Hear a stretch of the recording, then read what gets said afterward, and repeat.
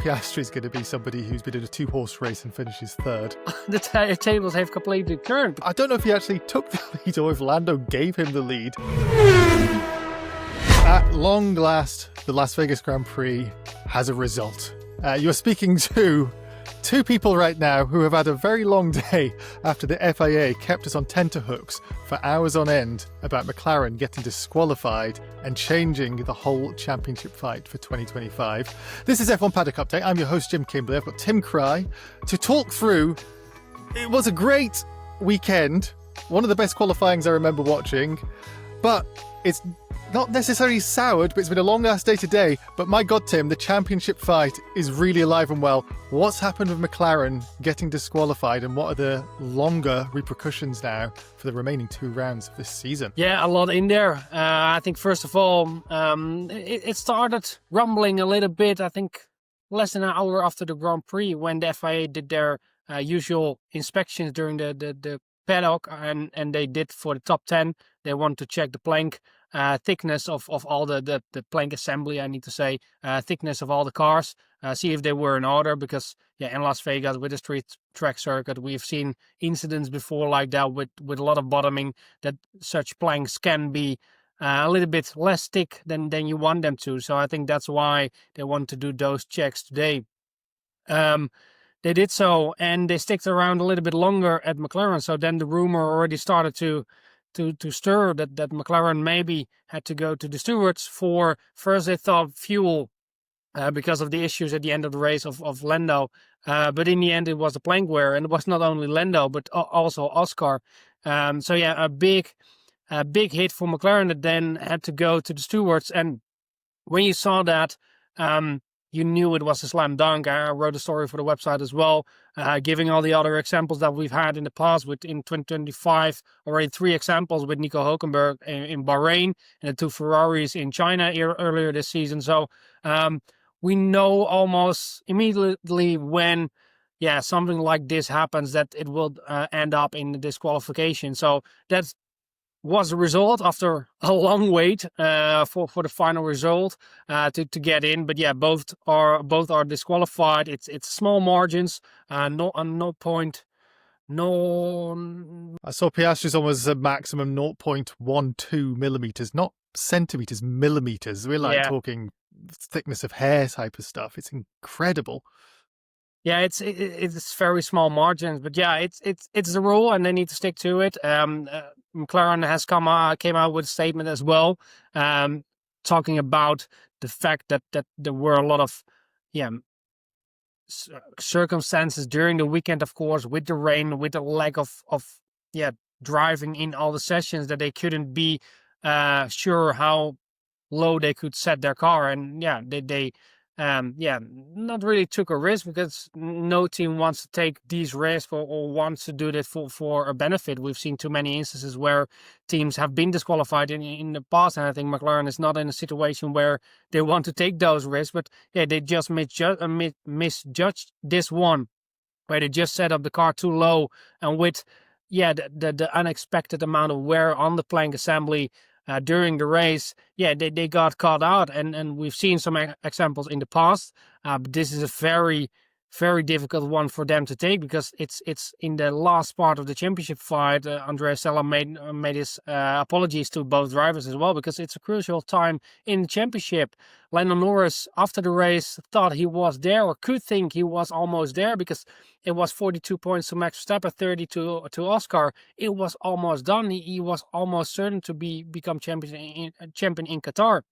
And now the tables have completely turned, because it's 24 points to both Piastri and Verstappen. And even for Piastri, the disqualification is a benefit in a way, because he's closer to Lando than he would have been without the DQ. So even for him, it's a big advantage. But I think that the biggest winner, not only because of his win today, but that was Max, of course, because from a 42-point gap to a 24-point gap with 2 races to go, with 1 sprint race on the list, I still have the bet on with 2 of my Dutch colleagues that my mustache has to go when he doesn't become champion. So all of a sudden, it looks right again. I'll tell you something, Tim, it sounds like a win-win for me. I want to see you without the moustache, but also I want to see a good championship fight at the end of this. It's really exciting how things have twisted almost as a surprise in a way, but Max was so fast today. He took the lead at turn 1,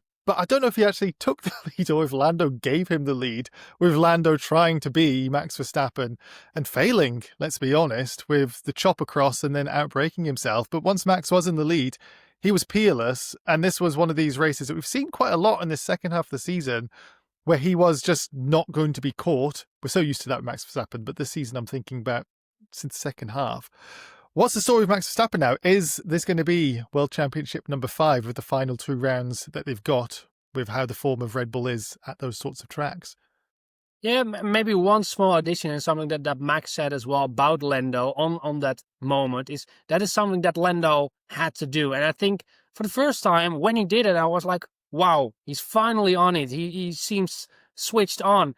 But he misjudged the breaking point, and that's something that you can do. We've seen Max do that in the past as well, and it was very complimentary about Lando. But yeah, he made a misjudgment, but I think he did everything he needed to do there. He closed off very aggressively against a Max who has less to lose than he. So I was very impressed with the way he was defending, but it didn't, gave the result in the end to him. But yeah, now at the end, it doesn't even matter anyway.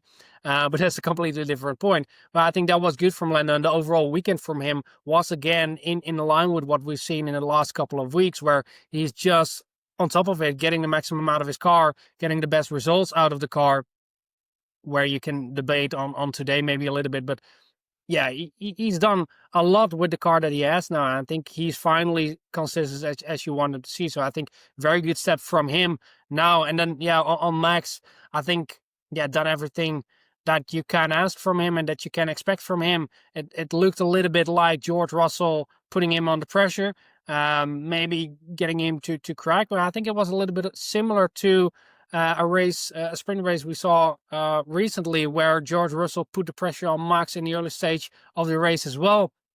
I think it was Austin, where Helmut Marko, when I spoke him then after the sprint race, said, if you just smoke your tires, you're going to be able to follow for some laps, but you won't be able to do that for the race. And I think we saw something similar today, where, at Mercedes, they were quite... they were not sure, but mainly pointing at just smoking the tires in attacking Max, and that ended in a result of being even P3 and not P2.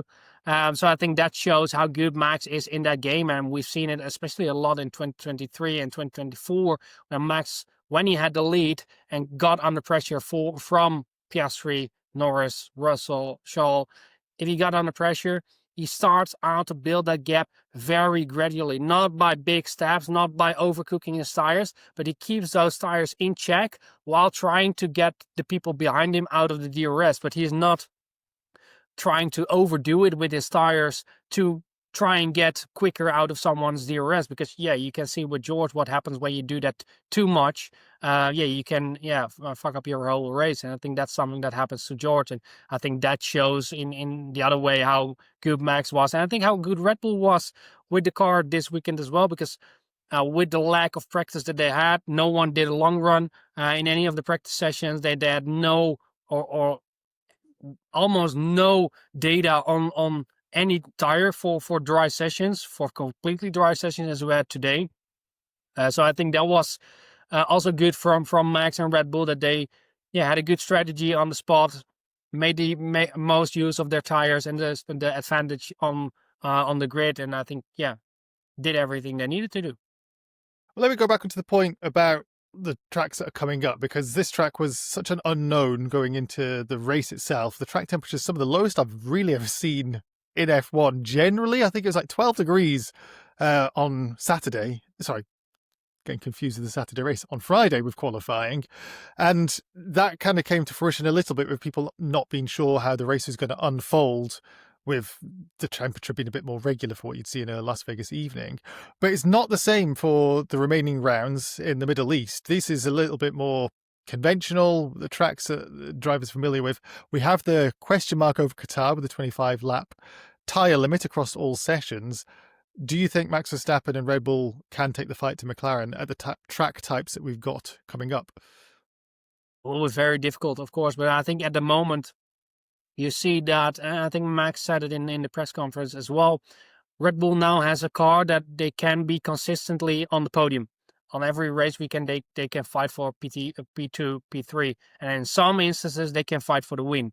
And I think Qatar and Abu Dhabi are likely more McLaren tracks, where Red Bull will probably fight for the podium, but it will be a little bit more difficult to fight for the win than what we now had in Las Vegas. And I think in Las Vegas, now Red Bull had the quickest car. I think that was quite clear on Sunday, and McLaren was fortunate with the rain on Saturday that played in their hands. But now on Sunday, it was very clear that Red Bull had the better car. Saturday, yeah, sorry. In Vegas time, it was Saturday. I'm sorry. But on Qatar and Abu Dhabi, you would think McLaren would have the edge. But the thing is, the pressure is now so high, not only on the drivers, but also on teams, on the engineers, on the mechanics. And the margins we're talking about to get those cars in the optimal window, I say it again, we've seen it in Brazil, from a qualifying where Max was P16 to a race where he had the quickest car. Those margins are so fine to get those cars in the optimal window, and for Red Bull, it seems a little bit finer than for McLaren. Or for McLaren, it seems a better car overall to get the maximum performance out of it, or at least close to it. To get more speed out of the car is maybe the best way to phrase it. For Red Bull, that's a little bit more difficult. So that will be the main task for Red Bull. But if they can nail it, they've shown that they can win. In Austin, it was quite hot as well, I know for a fact. So it's not that because of the heat that they will be outnumbered by McLaren anyway. But they will need to have a little bit of luck, because if Max wins everything, he still needs something from the McLarens to happen. Because if Lando scores 3 P2s, because we have a sprint race in Qatar, he still needs a little bit of luck. So I think that is still involved there. I think a lot will depend on the state that McLaren will, the stance McLaren will take after Las Vegas, because with Piastri now on the same amount of points as Lando, will they now prefer Lando for the last 2 races?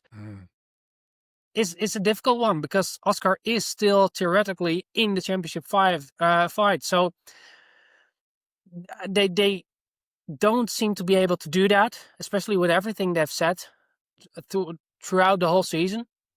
But from a team perspective, it feels like the right thing to do at the moment, because if you now have a situation where Max is winning, Piastri is second, and Norris is third, you're going to have an issue if you have that 3 times in a row, because then Max is the champion. So, they need to have a think and some good talks. Do you know what I read earlier on a random Reddit thread while we were trying to kill time in between this FIA decision-making and the announcement? So Oscar Piastri is going to be somebody who's been in a 2-horse race and finishes third. And that really seems to ring true.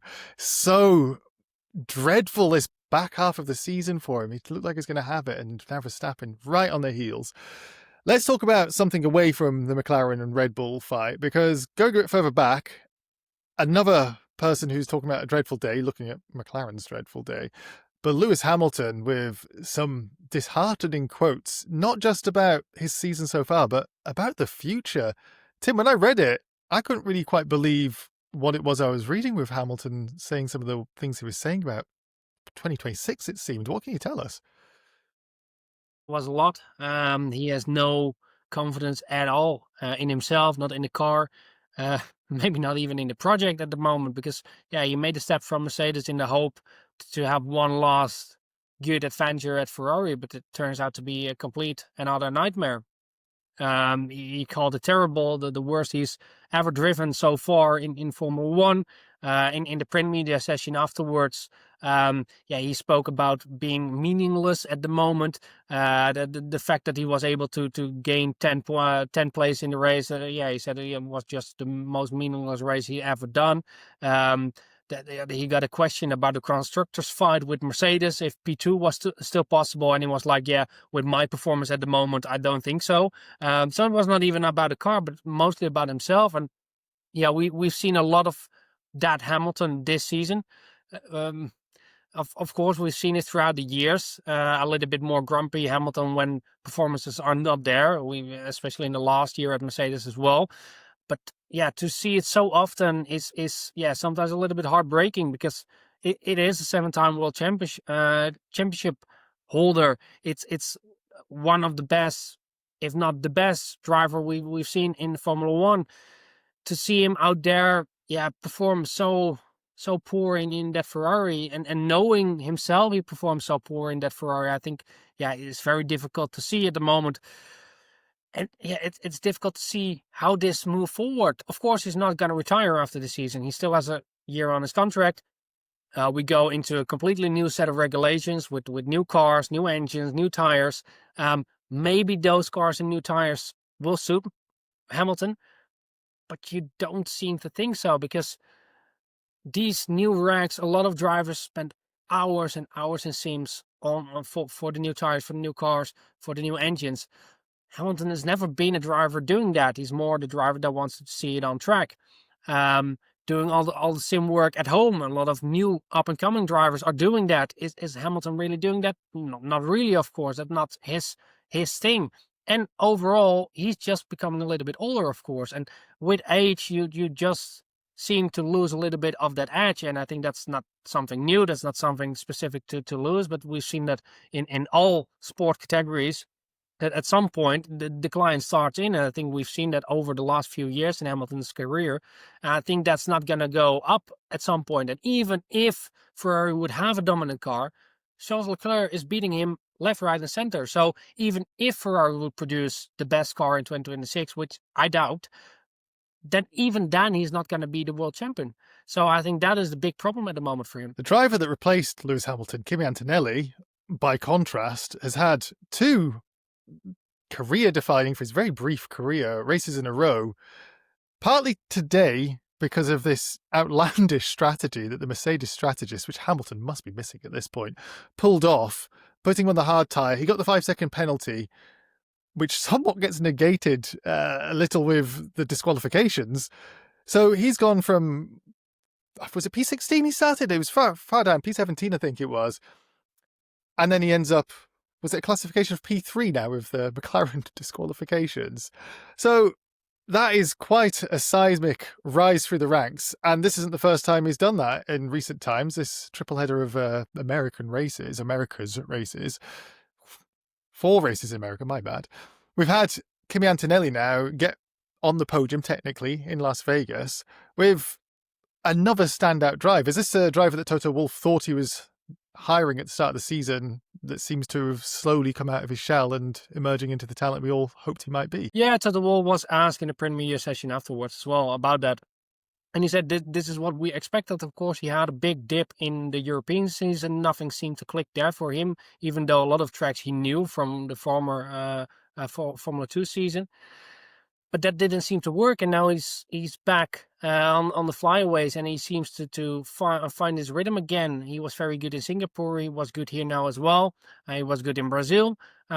He has been good over several weekends now, and I think this was a standout again as well. Over all the practice sessions, he was very quick. I think he was in a disadvantage because of the wet session in the qualifying. As a rookie, I think we've seen with all rookies that was very difficult to get that right. He didn't get it right, made an error in his qualifying run, which ended up to him being starting so far off the grid. But to have such a good race, and of course it was partly due to the strategic magic from Mercedes, getting him in during that VSC, losing very last time because Yuki did the same, but not under the VSC, and drive that whole race out on that tire. Being able to keep Charles Leclerc and Oscar Piastri behind him, I think that was very impressive as well on those old tires. And of course, the degradation on Las Vegas is not that heavy, but still it's very, the walls are very close by, so it's very easy to make a small mistake. So I think a very good performance from him this weekend, and we've seen those standout performances from him over the season, with Miami the first real one where we really stand out. So America seems to suit him in that way. But yeah, I think we've seen some good peaks in performances of him. We've also seen his down points, low points. He needs to work on those, get that more consistent. But yeah, the guy is 19. It's his first season in F1, and he just needs to grow from here. And I think it's a very good first season that he has in Formula One. Very close to George overall season now. And I think if Mercedes has a good car next season, I think George has a lot of work to do to keep Antonelli behind. I don't think you're wrong here, Tim, and he's not alone with his rookie talent that's come through this year, but it wasn't exactly a shining time for the rookies at Turn 1 in Las Vegas. Gabriel Bortoleto, of course, is the primary instigator of the incident. We mentioned at the start of this episode Lando Norris with his Turn 1 antics, and it's a very different approach from Bortoleto. His onboard looks like he decided to accelerate rather than brake at the braking point, causing chaos, allowing Lewis Hamilton to grab a whole bunch of positions despite his unhappiness at the race. And of course, Liam Lawson, he was so close to affecting the championship with Oscar Piastri, wheel-to-wheel contact, thankfully for the championship hopes of Oscar Piastri. But a messy Turn 1, which is enjoyable to watch, possibly, because it can turn things upside down, but not so good if you're in the cockpit. Yeah, I think maybe to start with a Liam example, what does Oscar Piastri think? Because he never says it. But what would he think? 2 weeks ago, he's on the inside. He's being pushed, squeezed by Antonelli. Both drivers go on. Of course, Leclerc on the outside, not. But those drivers get on. Nothing. 10-second penalty. Now, 2 weeks later, he gets completely bashed in that first corner by Lawson. No crash, but Liam Lawson outbrake massively. Couldn't make that corner like Oscar could do 2 weeks ago. No penalty for Liam. It's the absurdity of those rules and how they get interpreted, and that's nothing to do with the stewards, but also in how the guidelines are, and the fact that those guidelines are being held as rules instead of guidelines as they are called. I think that's the big issue, and Oscar was not happy about everything that happened. He referred to the talks that they will have with the FIA in Qatar again, so I think that will be a long meeting. See what the outcome of that will be. But yeah, let's see. Lawson was made his apologies to Oscar in the print media session, and afterwards to Oscar himself as well about this incident. But nothing more to that. And Bortoleto, I love when I heard his first line in the print media session. He spoke about a little misjudgment, and I was like, I've made these misjudgments in a game, but to have it in real life is a big one, especially in Formula One. But no, it was a mere translation error, I think, because he's not native English, of course. Because in the whole story overall, he apologized to all the drivers, and especially Lance Stroll, which he just basically took out of the race, of course. He apologized to him. He knew that a penalty would come, which ended in a 5 grid penalty for the next race, of course.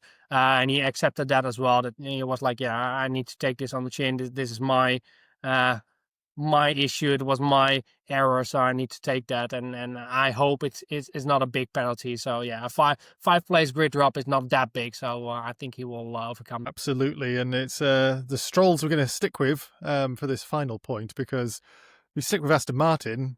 And Lawrence Stroll looks like he might be in the market for a new team leader at Aston Martin. Rumours are that Andy Cowell is not going to be there. What can you tell us about this story, which seems to be unfolding as we speak? Yeah, so the story firstly reported by Formula U, a Hungarian website, that Aston Martin is set to sack team boss and CEO Andy Cowell, who's been in the job for just over a year now. He started at the start of 2025 as team boss and was integrated in the team as CEO at the end of 2024. So he's been in the team for a little bit more than a year. But he's set to move out of the team. there are many names coming out now that could be his replacement. Maybe first of all, I need to say we asked Aston Martin about this. About this news, about the rumor. We got a statement about it. Maybe it's good. I can read it out as well. An Aston Martin spokesperson explained the team will not be engaging in rumor or speculation. The focus is on maximizing performance in the remaining races and preparing for 2026. So no denial of the story. So they don't seem to want at least to get the rumor out of there. So the rumor is there, the story is there. So then the names of possible replacements are in the loop as well. That the biggest name being named, which makes sense, of course, is Christian Horner. Just released, of course, by Red Bull Racing. He's the biggest name named out of there. The BBC reported that he has spoken with Adrian Newey over an Oasis concert in the summer, and that those two are now more in line again with each other, where they were. It's not a big secret that Adrian Newey left Red Bull Racing. Not only, but it was a reason to leave Red Bull because of all the circumstances around Christian Horner, with everything that happened at the start of 2024, of course.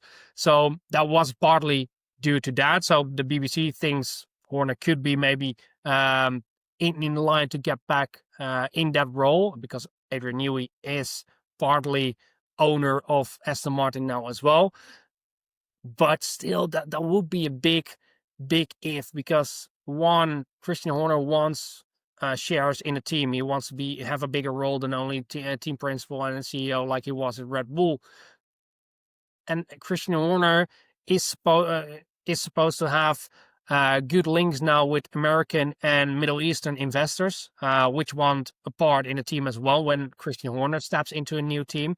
And I doubt, but this is just speculation, if Lawrence Stroll would sell a bigger part of his team to such larger investors, while he has a large part in the team himself, with the team growing in worth a lot. If you see what Toto Wolff was now able to sell his minor shares of Mercedes for the money he got for that. So I don't think Lawrence Stroll will sell a lot of that. So it doesn't make sense that Christian Horner will be in that role, but it's of course a name that's in the loop. Another name that was mentioned by certain media was Andrea Seidel. Andrea Seidel, former team boss of McLaren, then went to Audi as CEO of the new Formula One project. But even before the Formula One project entered F1, he was already replaced by Mattia Binotto. So he is now free and maybe more a suited candidate for the role of TP and CEO at an Aston Martin team, where a lot of people are already in place with Adrian Newey, of course, in a managing role, with Lawrence Stroll being, as Otmar Safnauer phrased it, I think after his leaving the team, micromanaging the managers below him. I think someone like Andrea Seidel would maybe be a better fit for the team moving forward than Christian Horner. We'll soon see. It's a sort of story that I expect to find more solid evidence over the coming days, and certainly when somebody's in the paddock, which of course, Tim, you're going to be when we go to Qatar in just a week's time. The season's going to be over before we know it. We're going to be bringing you all the action from the paddock in F1 Paddock Update. If you have any questions or any comments about everything that's happened in Las Vegas, or what you're looking forward to for the final two rounds, let us know in the comments below. Thank you to everybody who's subscribed and has liked the videos. It really means a lot. And thank you for watching. We'll be back for Qatar.